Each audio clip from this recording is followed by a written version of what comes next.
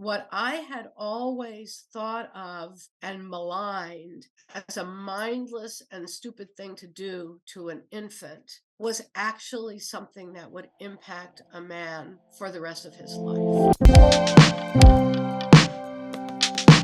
Georganne, welcome to the Holistic OBGYN podcast. I have a contemporary of yours, Brendan Murata. His episode will have aired by the time this one is released. Brendan has a background in the arts and filmmaking, and he's also a great writer.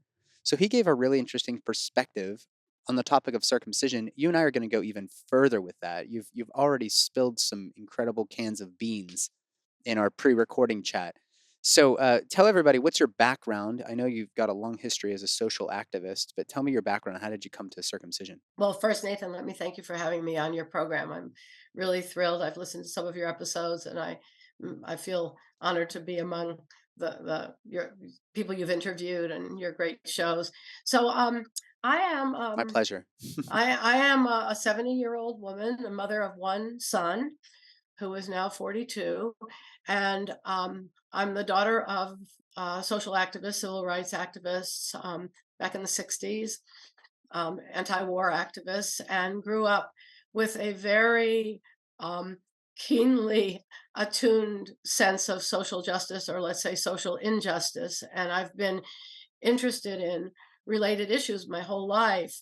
I I got interested in the issue of circumcision very early on. I had a brother who was born when I was almost 11, and he had a circumcision related complication, which nobody identified as such. I remember the Yeah. trauma. I don't remember understanding exactly what had caused it.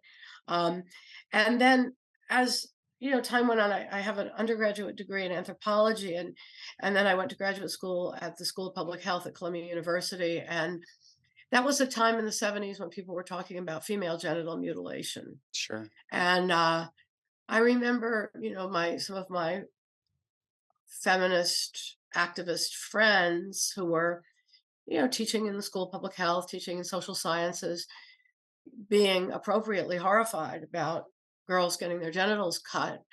And I made a casual comment. Um, I said, "Well, we do that to boys." And if you're ever in any doubt about striking a nerve, measure the impact, measure the passion with which you get shut down. And Yeah, people, you're hitting a pain point whenever you yeah, pluck I the mean, right it was string. it was Yeah. unbelievable. I mean, I got lectured by people who told me how smart they were and how completely stupid I was because I would ever equate the two. And I just said, look, you're cutting the genitals of a you're cutting the healthy genitals of a child who can't consent. And there's nothing wrong with the child. It's the same. So that argument, has been continues to be played out. I don't go a week without somebody telling me that female genital cutting is worse than male genital cutting. And you can go into a lot of reasons why. There are nuances. Female genital cutting is not one simple it's not one Sure. simple procedure. It can Your your vary. your But career path seems to be very similar to mine, bringing up things around natural birth, mhm, undisturbed birth, really leaning into somebody like Michelle O'Donnell's work, who was not an mhm, OBGYN, but a general surgeon, right. and the conjecturing around the curiosities around could we do this better? That really is not, it's an inflammatory thing to do in the Right. academic setting, especially in the 70s, I imagine. Right. So, How dare you? How dare you yeah, think you know yeah. more? Right. Right. What's up, everybody? It's Nathan, the host of your favorite podcast, the only OBGYN podcast that matters, the Holistic OBGYN podcast. So here's three things that you can do right now. Number one, if you like these episodes, if you like the show, share it with people you love. They're probably going to like it too. The second is to support our sponsors. I've aligned myself with brands that make the best, highest quality products out there, all pertaining to fertility, pregnancy, postpartum parenting, you name it. Support them, let them know that you're paying attention. And then third is that I want you to take a moment and click like. Let the Googleverse and the interwebs know that you're listening, that you're paying attention to the Holistic OBGYN podcast. Believe it or not, this really, really, really matters. So it's so important that I'm just going to take a brief pause right now. I'm going to let you go and click that like button. So just don't mind me. I'm just going to wait. All right. You've done it? Perfect. Thank you so much. I think I've said enough. Let's get back to my conversation. Michelle O'Donnell. has been a supporter of we call it the intactivist movement. It's a word that comes from intact, as in the whole intact body, and Yeah. activist, Yeah. but we could say the anti-circumcision movement. Yeah. Um, so he's been very eloquent in that space. Yeah. Uh, yeah, it's true that there was a context for this in um, taking back. Well, women did it very well, taking back um, their bodies, right? That was our bodies ourselves. But unfortunately, despite opportunities to do differently, they really um, abdicated on the issue of male circumcision. And here Hmm. they were, the literal custodians of of helpless baby boys, and they said, circumcision was they're not going to deal with that. That's not a women's issue. Well, of course it's a women's issue. What That's like saying, having your child paddled in school is not a mother's issue. It's everybody's It's issue, everybody. right? It's society's issue. This is a Right. question for all of us. Yeah. And Yeah. particularly, so I got interested in this, deeper and deeper, and I would have this conversation for years before I actually did anything about it. And in 1998, my son was 18 years old. We were on a road trip, and um, kind of out of the blue, a conversation had happened the day before at a family gathering. And when we were heading back to New York, he thanked me. Said, "I never thanked you and Dad for not having me circumcised, Mm. and I want to thank you."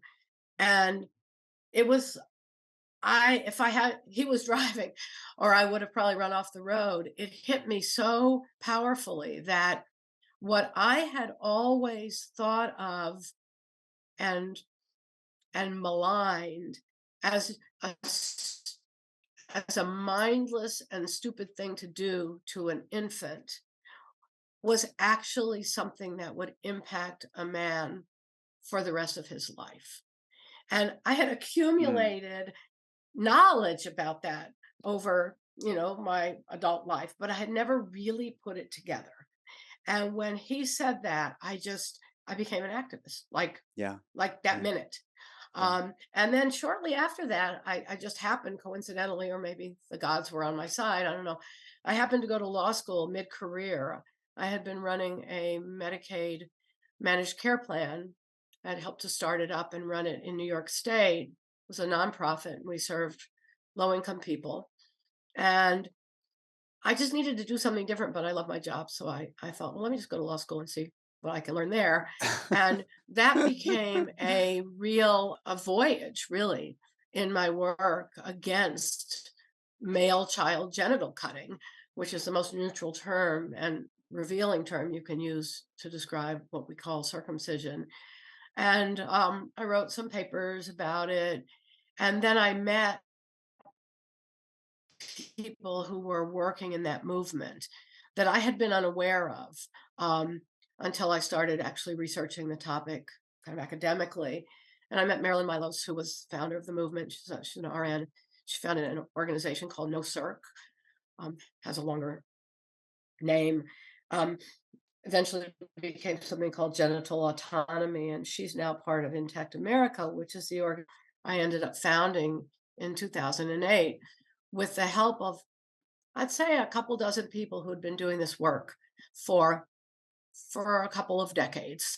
Yeah. And with the funding from a private donor who a guy who had one son, one daughter, and he was a businessman from Texas.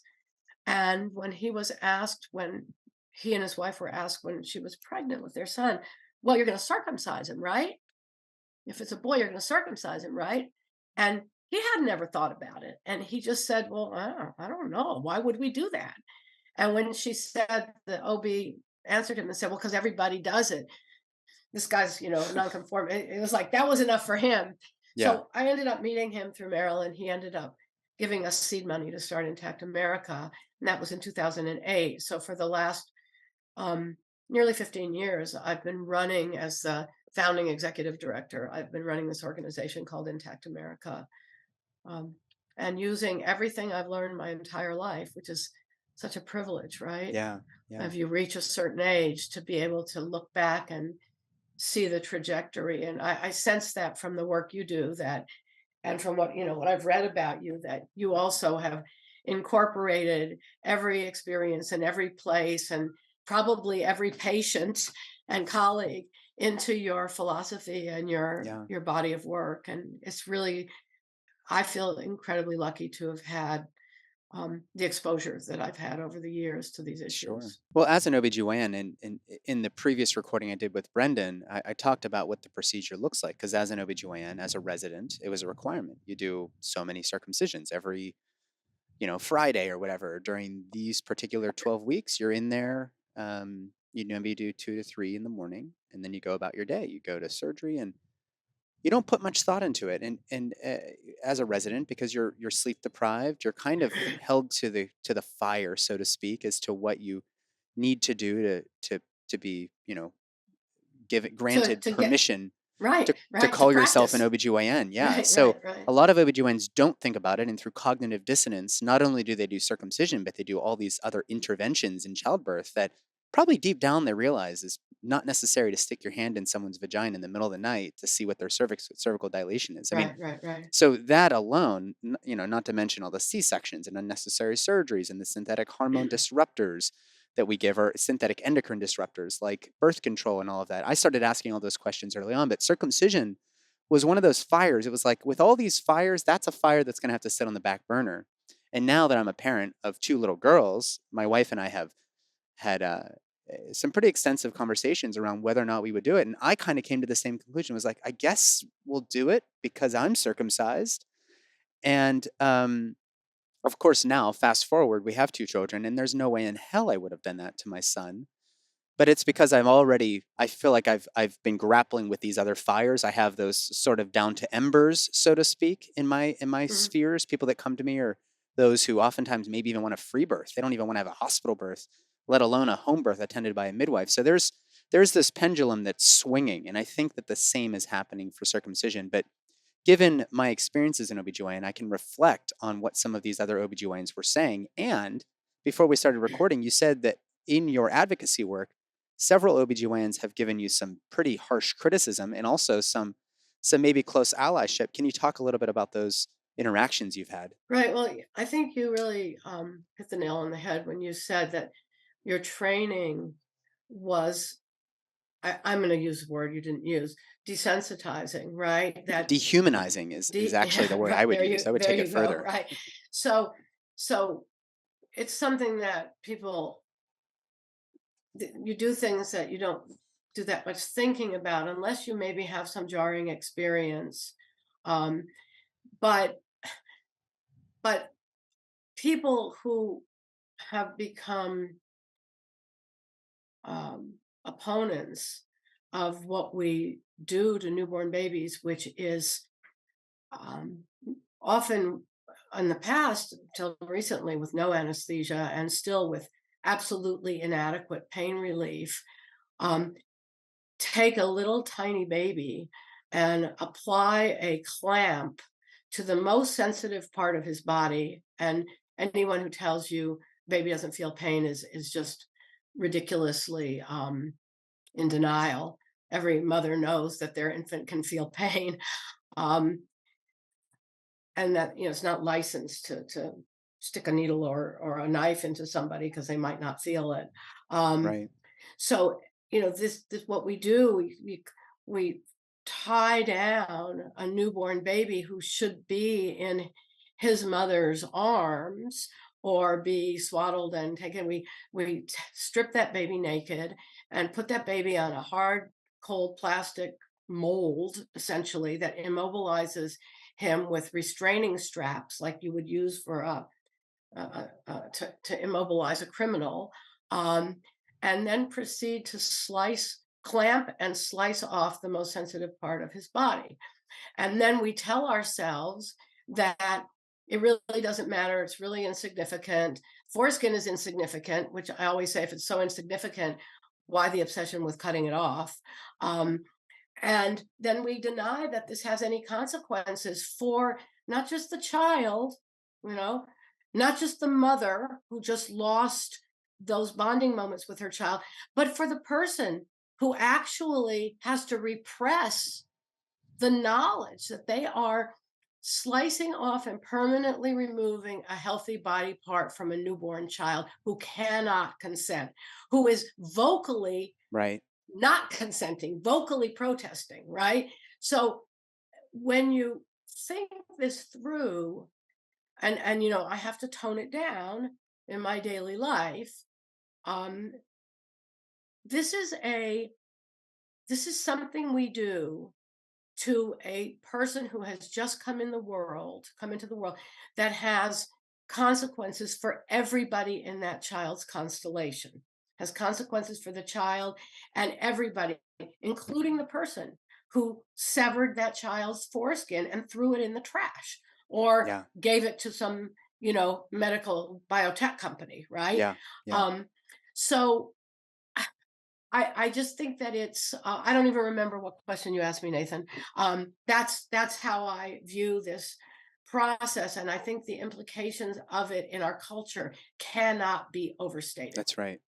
I So also don't believe it's just a men's issue. So you mentioned, you know, you're circumcised, so you thought you would circumcise your son. Well, people say, well, boy should look like his father. Well, what do you do with your child who has a different color eyes?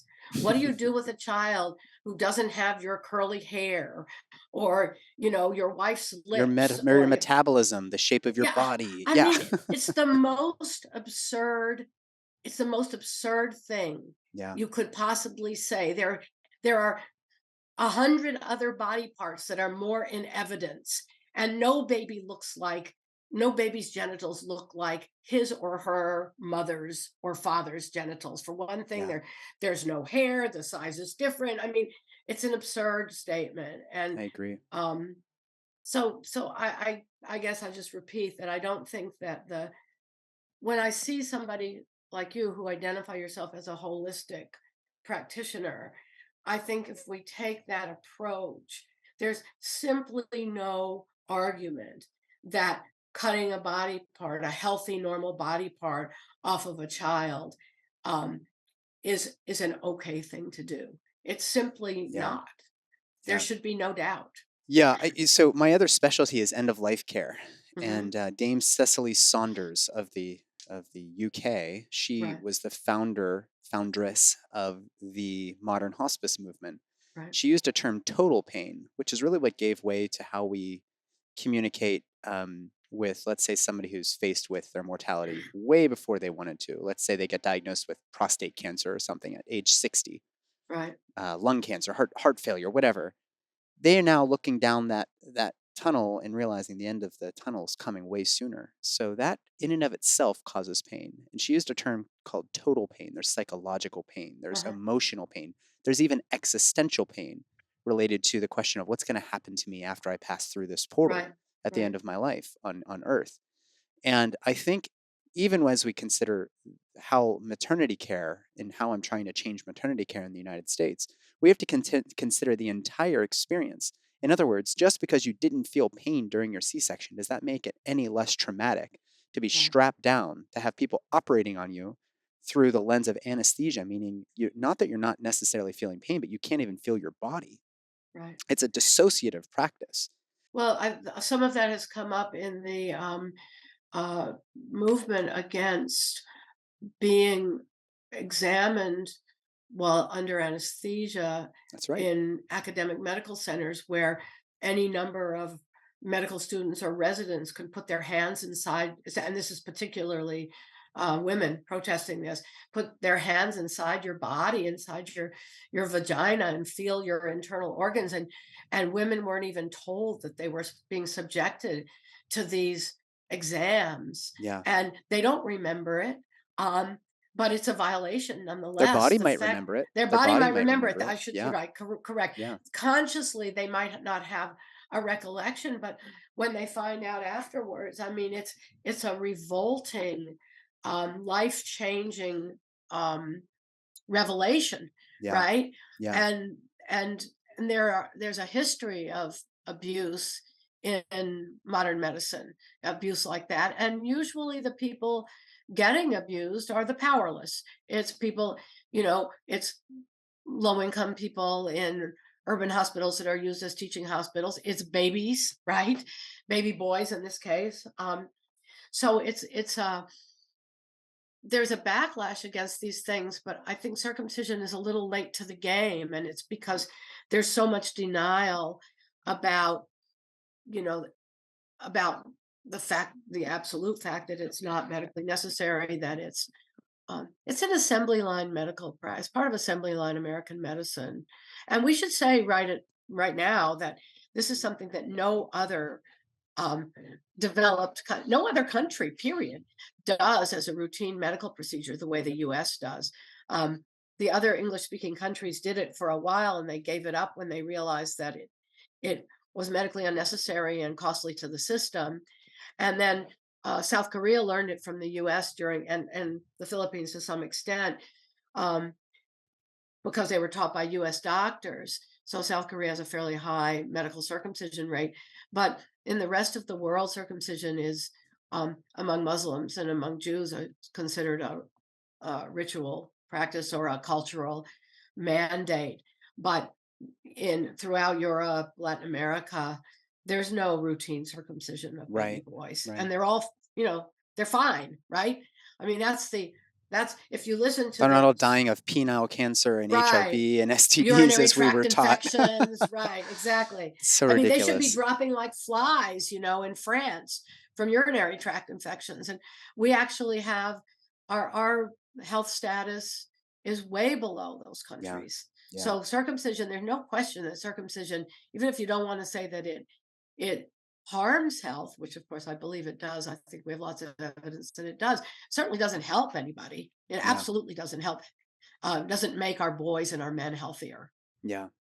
So the previous question I'd asked that, I'm glad that we captured that piece of this conversation. But the question I'd asked, which I think is very relevant, is as you've been advocating for this, you've received quite a bit of kudos from people like me, and you've received a lot of criticism from people like me, especially I'm talking about OBGYNs here. Can you talk about a little bit about some of those interactions? Maybe because I think it does reflect just how normalized this practice has become, that this has become so confronting to your typical, very smart, highly educated, blah, blah, blah, blah, blah, OBGYN. Why are you receiving such pushback? I mean, what is the deal here? Um, well, I think that when you do something that is clearly unjustified, the only way you can keep doing it is by denying that it's harmful. So a lot of the pushback I get from physicians is basically saying it used to be how circumcision was a good thing. People don't even bother saying that anymore. They say the parents demand it. The parents want it. So all of a sudden you're like the cereal companies that say, kids like sweetened cereals, they like Captain Crunch or so we're going to give it to them as healthy food. Um, Fortify with folate and all this other right, crap, right, right. synthetic vitamins and nutrients. Yeah. So Yeah. so I have to tell you, I respectfully will disagree with somebody who tells me these things, but I don't respect their reasoning because it's vacuous. Yeah. It's just wrong. And it's very um it's it's unserious, you can't dignify some of the justifications. I had an OB write to me recently saying that I unfairly maligned OBGYNs who do so much good in the world. And believe me, she said, she actually used this language. She said, OBGYNs I know um, hate doing circumcisions. They're a terrible pain in the ass for us. And they just disrupt our day. And I can assure you we don't do it to make money. And so I read this, it's like, well, just stop. right? Just stop. Just say, Just don't oh, cut off the just baby's don't do penis it. Right, right. skin. I mean, Yeah, what it's is pretty there to, easy. how do I answer? So, oh, I say, oh, now I understand. You hate doing it. That's really, Oh, I'm you poor sorry. You have to, doctor. I wish there was a way yeah, to stop it. right. I'm sorry you have to do. I mean, it's the easiest thing in the world, but it should be the easiest thing in the world to stop.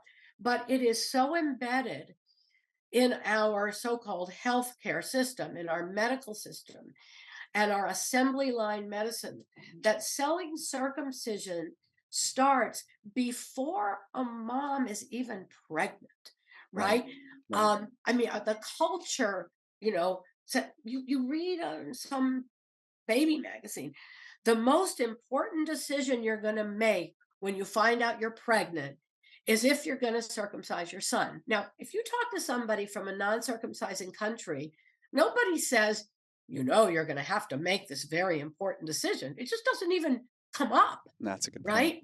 So women are pre-programmed, family, and then throughout the pregnancy, um, at the ultrasound, now there's a routine ultrasound at, what is it, usually 15, 16 weeks or It's something, it's I don't know. that level 2 where you identify the sex is around 18 to 20 weeks Okay. generally. And Yeah. and I've talked to, now I don't work in a hospital.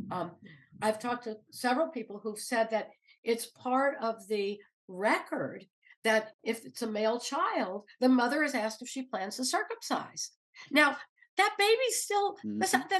that's a fetus, and Yeah. we're already talking about when that fetus comes out of the mother's womb, what part of the body are you going to cut off? And don't tell me, oh, it's now I suppose you don't want to cut the umbilical cord either. Well, that's just ridiculous thing to say. The umbilical cord has to be cut for the child to become an independent functioning human being. Nobody walks around with the placenta dragging, behind their feet, for 70 years. But Yeah. the foreskin is yours. It's yours. Doesn't belong to anybody else to cut off. And here the mother is pre-programmed. Then she gets to the hospital. It's often asked as part of the intake process. And then she's very often asked in the delivery room.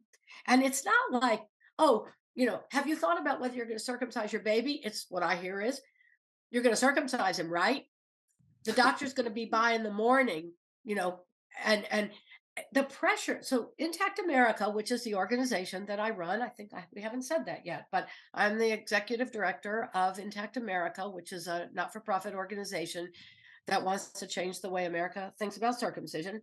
And Intact America has been doing surveys recently, and we found that the average, a nationwide survey, we go through Qualtrics, the average number of times women are asked if they want to circumcise their baby is eight times. Many are asked as many as 12 times. Um, That's how many times they're asked they're before asked. the baby is born No, up to the time up of the until birth. 8 And so times. people say, Man. well, we're just asking. We're not trying to sell it. Well, that's like in McDonald's, I have nothing against McDonald's. I Would have you like, everything against McDonald's. Fuck yeah, McDonald's. okay, right. Would you like fries with that? It's like, are you sure you don't want fries? You want to supersize that up? I mean, this is called selling. Are you sure? Yeah, are you sure? Well, what if we sweeten the deal? We'll give you a BOGO if you Right, right, double your right, fry size or whatever. right. Biggie So, size it. so that's how circumcision is sold. Yeah, It is unethical. You're not allowed to solicit. The AMA ethical guidelines say you're not allowed to solicit unnecessary medical practices, not to mention that parental consent for a medically unnecessary, permanently altering procedure is not adequate. You have to wait until that person becomes of an age to give the person who's going to live with the consequences, to give them enough information that they can make informed consent. And no infant can do that. So that's right. we have invented a special category for parental proxy consent in allowing a parent to sign off on a child's circumcision. That is not a therapeutic procedure any more than a tattoo is. A tattoo is criminalized, anyone who would do a tattoo, and the parent can be also prosecuted for allowing a tattoo on any child under the age of 18. Wow, I didn't know Um, that. Yeah, you're not allowed to let your neighbor come in and feel up your daughter, just because the mother says, "Oh, yeah, it's okay. Sure, no problem." This is an assault on the child that no parent has the right in medicine or law to consent to, except we've carved out this exception Mm, for this benign sounding procedure called circumcision. yeah, Now, nobody who's really paying attention can justify that surgery as being benign. You're slicing off the most sensitive part of your child's body. yeah, Um, and so this is something that's sold all along. The impact is minimized. People are told, we've surveyed people who were told that it was medically necessary. We've surveyed people who were told that it's required by the hospital. mm, We've heard from people who said that they were asked to sign a disclaimer. They were that there was two sides of the consent sheet, and you had to acknowledge that you refused a circumcision. Um, I mean, every variation, and I can't tell you how shocked I was when all of these things started, coming to me, because my own experience when my son was born, and I thank everybody in my orbit for this, including a European obstetrician who was, in retrospect, not was from a country that did not do circumcisions, and um, nobody pressured me. I didn't have to fight off anybody. I mean, I think I would have been able to fight them off, sure. but I nobody think you pressured would have me. been okay. Yeah, my son had pediatricians growing up who never remarked on the fact that he was intact. They were just treating him like he was normal, which of course he was. Um, Mm, so, but I've heard um, far more, probably, 90%, 95% of the people I've spoken to over the last 30 years about this were subjected to some kind of pressure which I while would in say the is hospital. coercion in a lot of ways, It's you know? absolutely coercion. Yep. And they said to say, "Oh, we just asked. We didn't tell them that." Right. Again, you want fries with that, right? Georgianne, you know, a lot of my colleagues, and I think the parents that are being counseled by them, in some ways, I guess I could say, oh, it's not your fault. It's normalized by our culture. But just like with childbirth, if something's confronting to you about, let's say, a birth intervention, that's obviously a great body of a great deal of my work is really Right. um, confronting this notion that we need to intervene at every step of the way in childbirth. Mhm. Well, the line I always that I've come to that I use on a daily basis is the evidence of or the burden of evidence lies to those who wish to deviate from nature. And we Right. don't have a lot Right. of evidence here about this circumcision thing. In fact, these little quips that we provide in our 15 seconds of counseling, and you as a JD, and you've talked a lot about autonomy and justice, in order for us to honor the principles of bioethics, we have to provide information for a person to make an informed decision. Well, the information we're providing is crap at very best with regards to a decreased lifetime risk of, UTIs, penile cancer, HIV. Because we don't really, I mean, we can go into the studies if people would prefer. I did do this a little bit with Brendan, but I'm curious as to how confronting is it to you in your activist work, your advocacy work, when we don't even have evidence to support the practice? And when these doctors are pushing back, what evidence are they really hoping that we see that suggests or demonstrates without a shadow of a doubt that this is a good thing to be doing, without even considering a variety of other factors, that we mentioned Mhm. before, the um, the mental, emotional, and perhaps even spiritual aspects of strapping a little boy down, teaching him that, hey, as long as I'm bigger and stronger than you, I can do whatever I want to your body. Let's talk about the evidence. Yeah, it's interesting because in the years I've been doing this work, I have seen these supposed evidence-based arguments kind of fall away. Mm, And in the last perhaps 5 years. And some of us, my colleagues and I've talked about this, people aren't even bothering telling you that it's medically beneficial. The argument has gone almost entirely to the cultural argument, like the look like the father, or it's our culture, or the mythical locker room where your son's going to be made fun of. Um, I don't think most doctors believe that cutting off a baby's foreskin has any medical benefits at all. They're not seeing children, they're not seeing intact children dying from urinary tract infections. They're not seeing they're seeing complications, right? I mean, the American Academy of Pediatrics made a statement a few years ago that um, the rate of complications is particularly low, and they are ignoring case reports of deaths because those are just case reports. But that the the they really can't quantify the risks because they've never been systematically studied. Well, how can you recommend a procedure when the risks and complications have never been systematically studied? That's So, exactly right. and I'm not making this up. I mean, I'm not paraphrasing. That's a statement in a Yeah. 2012 report from the American Academy of Pediatrics that the risks have never been systematically studied. So you have live epidemiology, you have real on the ground epidemiological evidence that circumcision does not improve health. You have the entire European continent, which does not conduct routine circumcisions. You have you have better health status in those populations. You don't have men and boys, dying at higher rates of those countries have lower rates of HIV than the US and other sexually transmitted diseases because they do a better job at sex education. They have There's nothing about urinary tract infections. It's not a reportable disease, but they certainly don't, it's not a health problem in these countries. And penile cancer, men have a 1 in 100,000 chance, lifetime chance of developing penile cancer, where women have a 1 in 8 chance, American women, of developing breast cancer. And that could be completely wiped out, the latter, by removing the breast buds and not allowing girls' breasts to develop.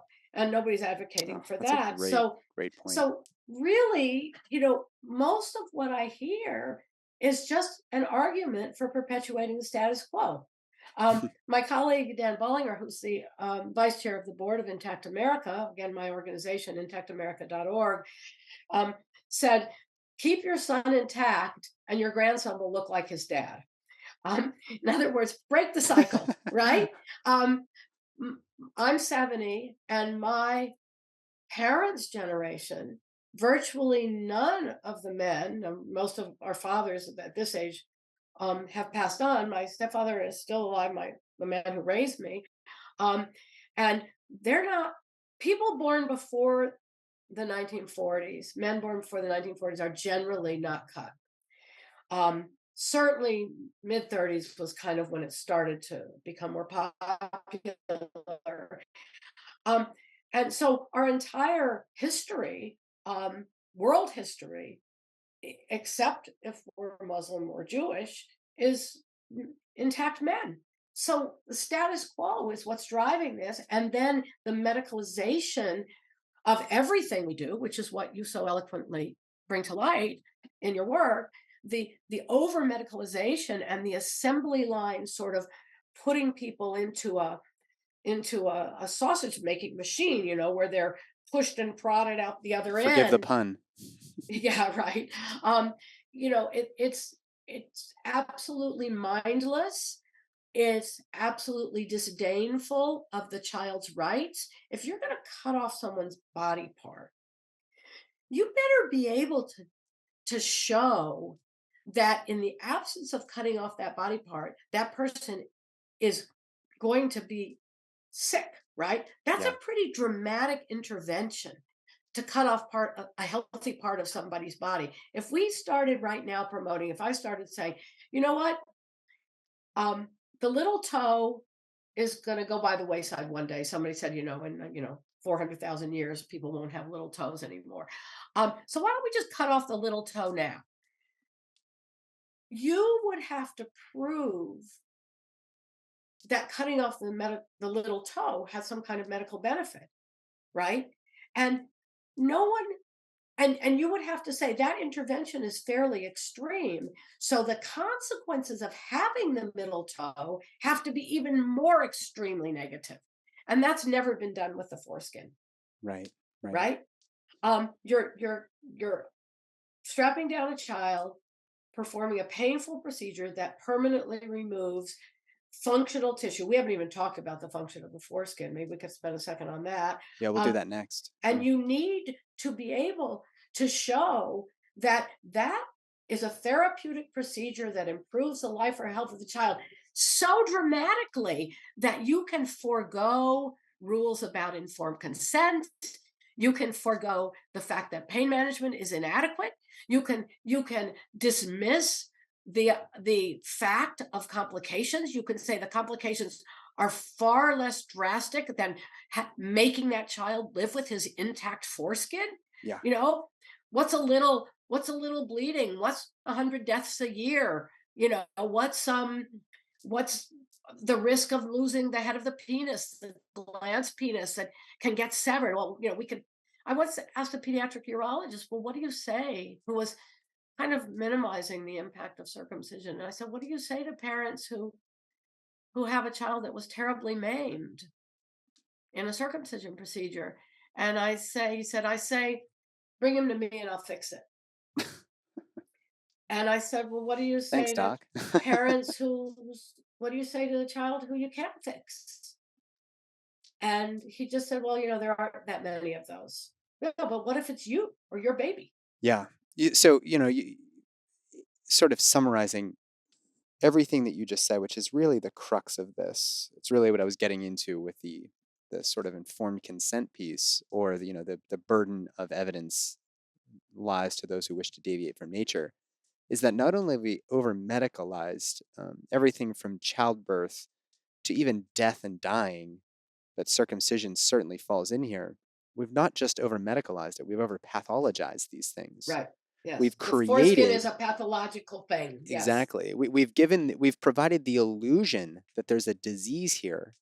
And I don't know if it's something I heard through intact.org, intactamerica.org's work, through your advocacy, or if it was somewhere else, but circumcision seems to be a cure searching for a disease. So we need to really Right. come up with a Right. disease. Right.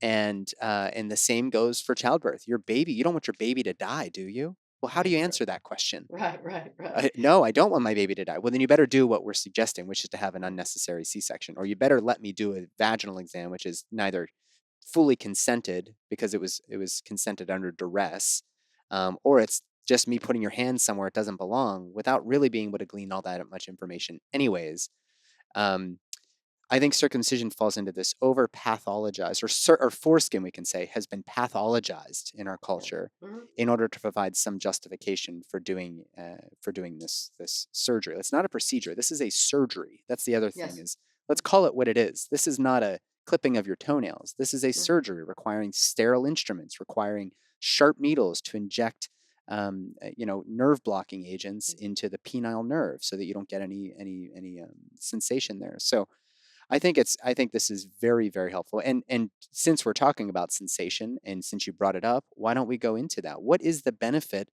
of foreskin? I mean, it makes great lotion. Why not just keep doing that? Because boys seem to do great without their foreskin. It's so valuable as a cosmetic because of its incredible properties, really unparalleled by any other part of the body. That should tell But us it's enough right there, right? it's so worthless that we're going to cut it off and deprive the owner of it, right? So Crazy, yeah. the foreskin is a double layered extension of the tissue, the skin on the penis, but it's a very different type of skin because it has an outer layer and an inner mucosal layer, and there's a ridge, in between those two things. So when during intromission or during masturbation or intercourse, um, and the foreskin is retracted, the inner part of the foreskin, which is extremely sensitive, is exposed to the either the partner's um, vagina, if the partner's a woman, or to the friction of of self-pleasuring masturbation, whatever turns the owner of the foreskin on, and the head of the penis, which is meant to be an internal organ, right? It's like the inside of your nose. It's like the inside of your mouth. Imagine if you remove someone's lips and cut the frenulum that keeps the lips in place, and all of a sudden their lower part of their mouth just hung open Mm. and exposed the inside of the mouth. That would dry out. The tongue would dry out. Eventually, you wouldn't be able to taste your food. You wouldn't be able to even digest your food appropriately because your saliva would be dried up. So, removing the foreskin from a male permanently exposes the glans penis, which is the head of the penis, to the elements, to the air, to underwear, to abrasions, to the bedclothes. And over time, the head of the penis becomes desensitized. So you've desensitized the penis in two different ways. You've desensitized it by exposing the glands to the elements and turn that internal organ into an external organ. Probably a Oh, that's so better interesting. analogy, more understandable, because no one can even imagine living without lips and a tongue, would be uh, removing fingernail, and then like completely removing it, and then you would have this exquisitely painful nail bed, but over time it would callus over and you would lose a sensation in it, and that's what happens to the head of the penis Wow. of a circumcised So I man. really am Now missing out it then. happens gradually. Oh, unfortunately, when people say to me, am I missing something, I say, yeah, you are. You Probably. are Yeah. literally missing something. So, again, using the fingernail analogy, you're missing your fingernail. If you have your fingernail ripped out, you're missing it. Does it mean you can't pick things up off the floor? Does it mean you can't have a nice dinner or a nice life? Does it mean this is something that's necessarily going to, obsess you for 24 hours a day? No, not necessarily, but you're missing your fingernail. And that has consequences for your finger. Yeah. Um, Missing your foreskin has consequences for your penis and also for your psyche. We don't understand that well enough. But I have heard from, probably at this point, thousands of men, and about the consequences to them of having this done to them as a baby and living without their foreskin. And what I hear at the most basic and benign um, bit of information is, I can't feel what I used to feel.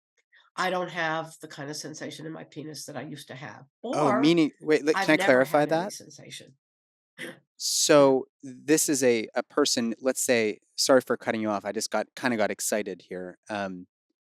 What you're saying is, what people often say is, well, you're not going to know the difference anyways because it was cut off day one of life, your foreskin. But if I'm hearing you correctly, what you're saying is, you start having sex, whatever, age 20, and then by age 40, it's actually less pleasurable because of the processes, the Correct. callousing and whatnot. Correct. No kidding. Interesting. And depending on the extent of the Huh. tissue that was removed and the technique of the practitioner, keep in mind that little tiny flap of skin that we keep, denigrating, becomes a really big, sec, organ Sexual in an organ. adult. Yeah. Right, Yeah. right. So that little tiny flap of skin that was so insignificant, depending on the technique and the precision in which it's cut off, some children really, some men and boys never have proper sexual sensation. They and others do, and lust and love goes a long way, right?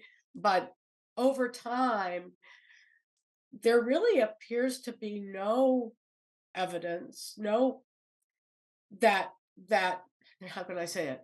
It appears to be pretty much ubiquitous that sensitivity and sensation decline over time in the circumcised penis. And Intact America, and as most of the intactivist movement, started out really focusing on babies. Um, and that's still a huge focus, of course, because we want to protect babies. But our constituents, if you will, Intact America, and 90 something percent of our donors are middle-aged and older men who are feeling the consequences of having had that body part removed. Mm. Um, and and it's just irrefutable.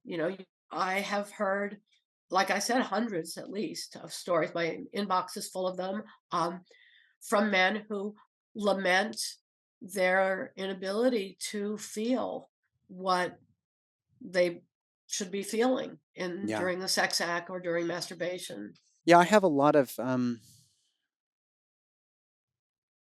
it doesn't really serve me, but I have a lot of guilt about having done so many of these procedures as a resident. And, while I was actively uh, trying to fly under the radar, really, with regards to not doing the routine cervical exams and pushing back against surgeries and C-sections and birth control, like asking all those questions, similar to you in your career, earlier in your career, having just pushed the wrong buttons at the wrong time and people just wanting to flunk you out. And I was still getting the right answers on the test. So I couldn't Right, really right, right, flunk out, but they were not happy with me. They didn't want to work with me. These are my attendings, the people that are going to give me the right, thumbs up or thumbs down, like you're in the Coliseum, gladiatorial days. right, right. Uh, of all the fires, so as I mentioned, circumcision was not one that I didn't feel good about it, but it was one that was like, man, I'm not going Didn't to take push a back on didn't this take a one. stand on that one. Right, right. Yeah, and I feel I lament how many little boys did I do that to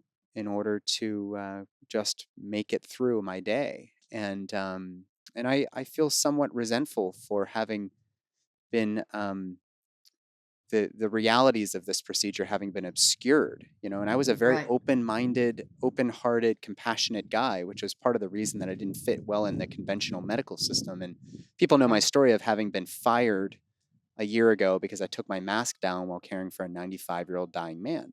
Yes, COVID. Yes, masks. Yes, vaccines. Okay, fine. But this person is an individual, a single person who deserves a lot of dignity and compassion right now. And he didn't want me to wear a mask. So I didn't. And I got fired the next day. So throughout my entire life, I've struggled with playing by the rules when the rules don't make sense to me. And I still, despite all of my advocacy work now, I still feel bad. Like those individual boys, those individual families are perhaps um, coping with a great deal of pain, and we're talking total pain here, as a result of this prescribed way of managing little boys at day one of life when they The weren't given assembly truly line informed removal of consent. their body parts. That's right. Yeah. That's right. Yeah. Well, your voice is extremely powerful here. Um, just as, in the early days of the movement, and in my work, we used a lot of kind of intellectual arguments, it's human rights violation, um, it's not medically necessary. Uh, those things don't fire anybody up. But a man standing there and saying, I can't feel my penis anymore. I'm 42 years old and I can't feel my penis anymore. Who's Wow. going to argue with that? Right? You can't argue with that. And so a doctor who will say, I cut little baby boys and I did it because that was part of my training. But right now I have trouble sleeping or thinking about it or whatever. Nobody can argue with that, Yeah. and you as a doctor, you as my younger colleague need to hear me when I say that I regret having cut these boys. um, and if we could, everybody in this system is involved in perpetuating the re- the promiscuous and unnecessary removal of baby boys' foreskins. So the hospitals, the doctors, the parents are victims in some way, but they will acquiesce. Yeah. Um, the sonographer who asks the question when it's a male fetus, the admission clerk who says you want them circumcised, right? We're all part of that system. And somebody's got to like raise their hand and say, stop this. We got to stop this. And you're in a very, where each of us has our own unique perspective, right? I have my story about my son thanking me for keeping him intact. Yeah. I argued about circumcision from an intellectual standpoint for years.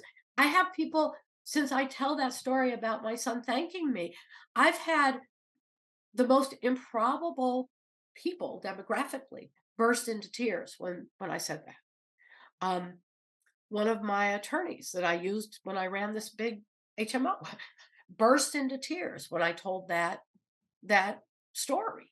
Um, I don't even know what made that, but I've that story still brings me to tears, but I've Yeah. seen it bring grown men to their knees, right? So your voice is extremely powerful on other issues also. And one of the things that happens with this issue is it's like, oh my God, I'm already vilified. Everybody thinks I'm a kook. If I start talking about circumcision, they're really going to hate me. Um, but and I've been through that, and it's like, well, sorry, people say, well, why are you so obsessed with circumcision? I said, well, I'm not the one that's cutting off part of baby boys' penises. Yeah. I'm obsessed with the wrong that's being done. But why are you so obsessed with justifying the removal of a healthy body part? Yeah. I Yeah. don't feel bad for talking about it. You're the one that's, it's like that joke about, I'm not the one who's lost, somebody's driving through the country and asks a local, can you tell me how to get to such and such? I said, I don't know. And the tourist says, what do you mean you don't know? How long have you lived here? Lived here all my life. Well, how could you not know? And then the guy looks at the tourist. He says, I'm not the one that's lost. you know, and and that's really how I feel about this issue. Um, I'm a voice for just letting normal be normal and letting people have the bodies they were born with. Um, Mm. Not undermining a mother's instinct and not really feel, well, I don't want to tell the father because he's circumcised, so I'll let him say it's okay to circumcise his kid. Don't insult a man like that. Yeah. This guy can understand that you're not disrespecting him. You can say, look, I understand, you're ambivalent about this, but you might have liked to have the choice yourself. Just let your son alone. He can always decide later. Everybody can be respected here.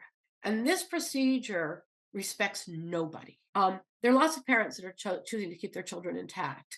That was ultimately the goal of the movement, of the intactivist movement, to protect baby boys.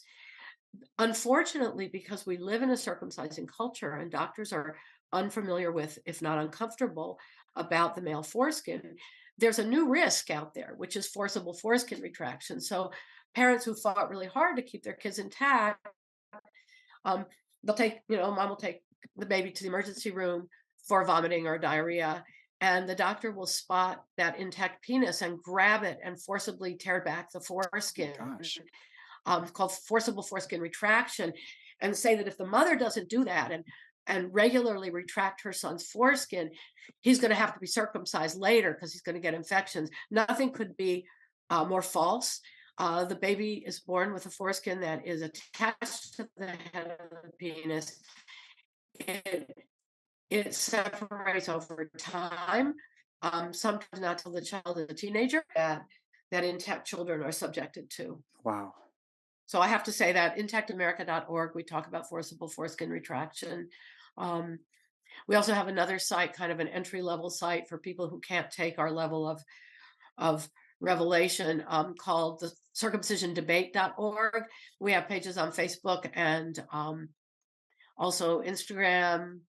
We're on Twitter, at least for now. We'll see And how long that takes.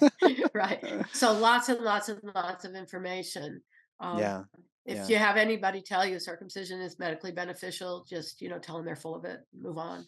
I think that's a great way to wrap up the conversation, Georgianne. I will also plug Brendan Murata's work, the Intactivist Guidebook. And a his handbook. film American Circumcision. American Circumcision, excellent. There Right. was another film as well. Was it called The Elephant in the Room Yeah, or that's a more of an academic presentation, right? And then there's a film made by some two midwives from Minnesota called the Circumcision movie, which is also really nice. You can Great. buy it online, I think. Okay, great. There's a couple other titles that you mentioned. Can you recall the names of those books? Sure. Yes, we were talking before the show, and for people who want to know kind of a popular history of circumcision, if that's not a contradiction in terms, there's a journalist named David Gallagher, Gollaher, and it's called Circumcision.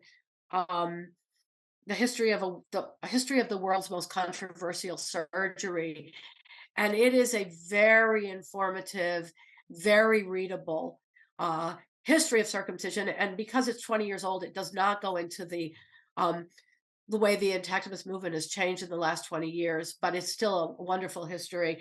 There's also a urologist named Adrienne Carmack, Carmack. She has a book which would be right. You'd love it, Nathan, called Reclaiming My Birthright. She talks about Amazing. when she was pregnant, deciding to have her baby her way. And she also has a book called The Good Mommy's Guide to Her Little Boy's Penis.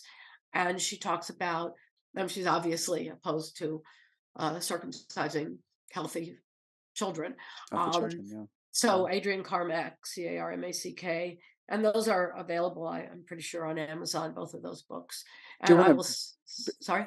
I was going to say, do you want to briefly mention your book as well that's going to be Yeah, coming out in the thank future? you. So I have a memoir coming out next fall, as does Marilyn Milos, who's the founder of the movement. We started writing our memoirs around the same time, and hers is called Please Don't Cut the Baby, and mine is called This Penis Business. And I that love came that from title. a conversation I had with a very old friend who was an anthropologist, who asked me one day, genuinely curious, she was from Virginia, how did you get into this penis business? And I thought it was had every element of the meaning of a business. So yeah, they'll be out in the fall. Lucid House Publishing is the company that's going to be putting them out. So unfortunately, we're about a year away, but we'll be doing promotion of that. And as I threatened you, I'm going to send you a pre-publication copy so you can give me a rave review, Nathan. If you're going to twist my arm, Georganne, fine. I'll Right. read a book that's going to be awesome for educating my clients and couples. So thank you. Um, there's one final thing that just came to mind that I'll close with, and you mentioned this penis business. I remember when I was finishing residency, before I went to fellowship at UCSD for hospice and palliative care, I got a job opportunity came into my awareness, and it was going to be an OBGYN position, but they didn't care about me doing birth and GYN surgery and all the stuff I trained to do. They were interested in circumcision. And I believe if I don't if I recall correctly, it was somewhere like Brussels or somewhere in Western Europe where I don't know why, but they needed a doctor there to do circumcisions, and they were going to pay me some ungodly amount of money per circumcision.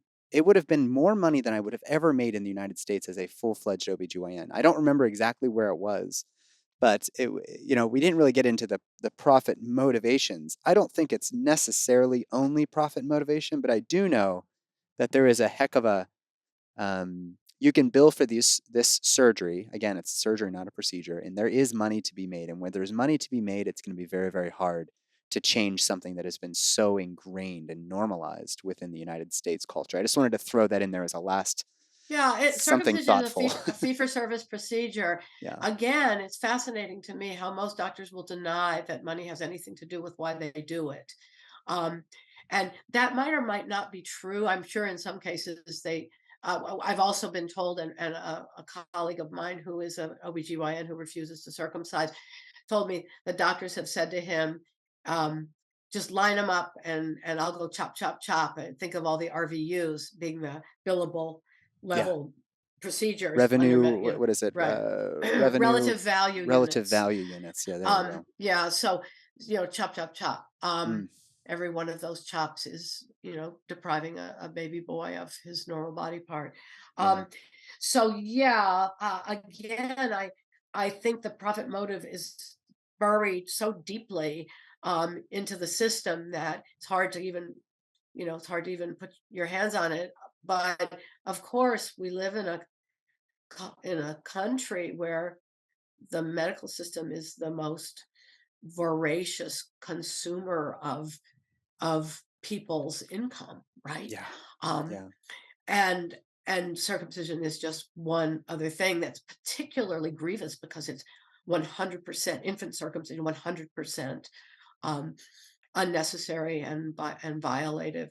I Yeah. just quickly, I mentioned that doctors say it's the parents who want it, and I know you have a history at Kaiser in I Permanente do. Medical Group, and I sat not too long ago, a few years ago, with a group of pediatricians at Permanente Medical Center um, in Sacramento, and not a single, they all, except for one who refused to circumcise, they all defended circumcision on the grounds that it was the parents who wanted it. And if Kaiser stopped doing it, it would make them uncompetitive. People, which I think is ridiculous because I don't think people choose their insurance companies based Yeah, on talk about whether, putting the cart before the horse. Good yeah, Lord. right. Yeah. But I mean, I was shocked because these are doctors who are supposed to be thinking about um, the whole idea about managed care that Kaiser was founded on was that it was, to use resources where they're most needed and to not do things that are unnecessary so that necessary things can be done. And I was shocked to find this group of relatively young pediatricians who had absolutely no orientation that way and were just defending it as being something parents wanted. Yeah. And I would say things like, yeah, but what about the baby? It's like, well, you know I said, who's your patient? The mom or the baby? Yeah. Well, I think I've got to start seeing clients and patients today, but I think really to wrap it up, you just brought in the rest of our principles of bioethics. We've talked about justice, which is really a reflection of the distribution of healthcare, how we advertise healthcare, how we sort it out so that everybody has equal access. We've talked about autonomy, which really is the full range of what I do. It's providing risk benefits alternatives in a non-coercive way, supporting them in their decision, accepting their capacity to make an informed decision and allowing them to live autonomously.